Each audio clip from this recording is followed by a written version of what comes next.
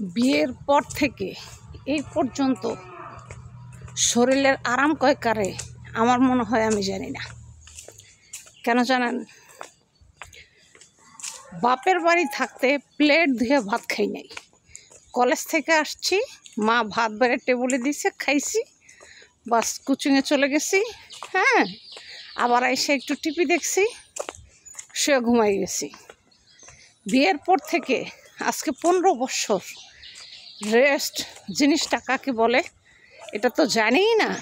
বরঞ্চ জামাই আরও বলে, সারাদিন কি কাজ করো তোমরা, সারাদিন তোমরা কি কাজ করো, সারাদিন তো খালি শুয়ে শুয়ে ঘুমাও। প্রত্যেক দিন এক বালতি কাপড় ধুইতে হবে, প্রত্যেক দিন ছেলেরে নিয়ে যাইতে হয়, নিয়ে আসতে হয়, ছেলেকে পড়াইতে হয়, সংসারের রান্না বাড়া কাজ কাম এভরিথিং। স্বামীকে 3 বেলা খাওয়া, চা দাও, কফি দাও, এটা দাও, সেটা দাও, তা আসেই সারাক্ষণ। মানে বিয়ে করে বউ আনছে না, মনে হয় যে কাজের মহিলা আনছে, বুঝছেন? তা আমরা বিয়ে করে আসলে বউ আসি না, আমরা আসি হচ্ছে কাজের মেয়ে। কে কে আপনারা আমার কথা একমত অবশ্যই কমেন্টে জানাবেন।